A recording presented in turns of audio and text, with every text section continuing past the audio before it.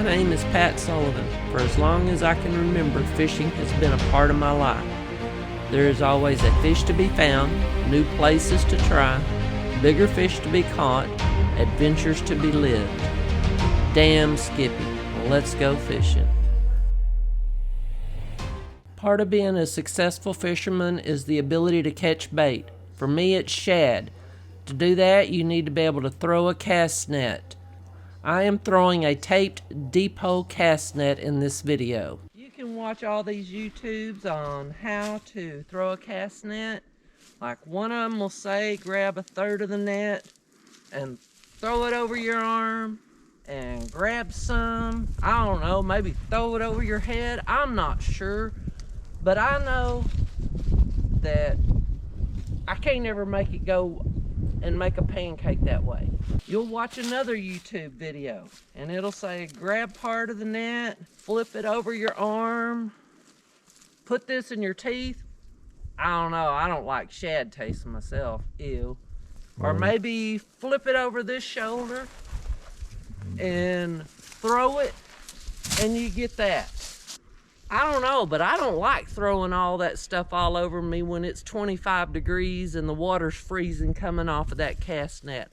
I want the net out away from me to where I'm not getting wet. It's just not that hard.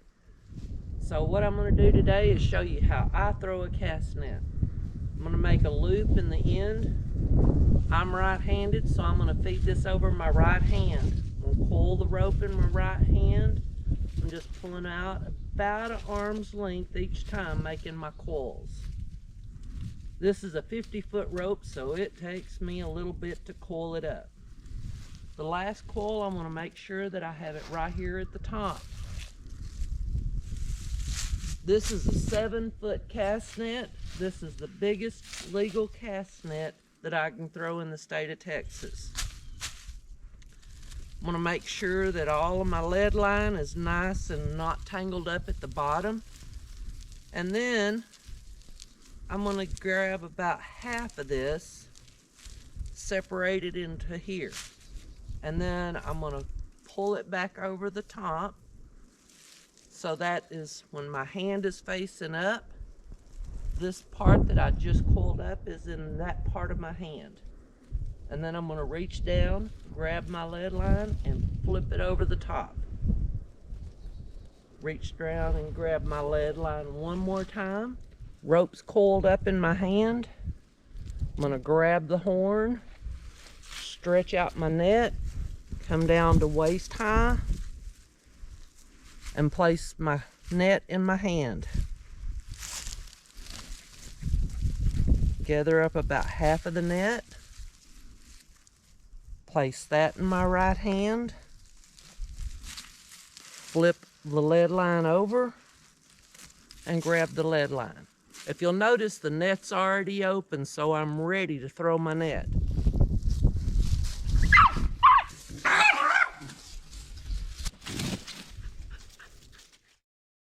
The shad tend to move up the creeks during the winter time.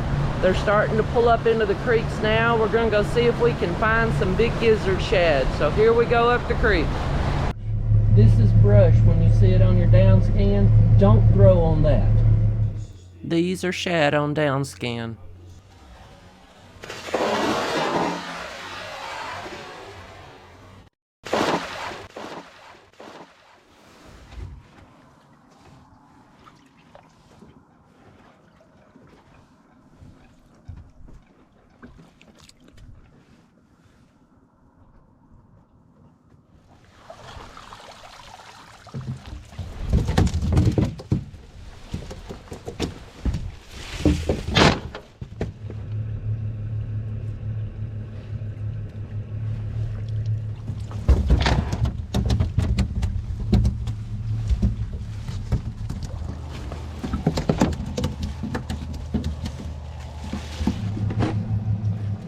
I like to lay my shad straight on top of the ice.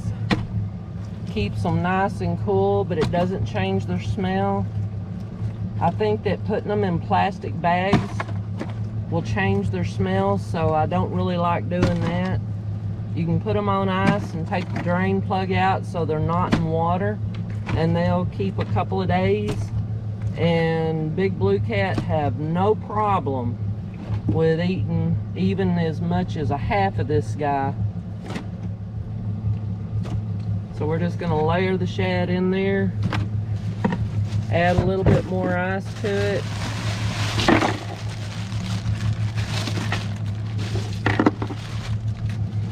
And finish putting our shad on it.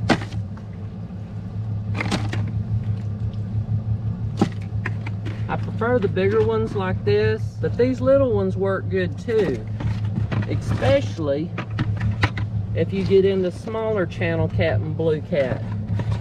And sometimes the big guys get finicky and they want the little ones also.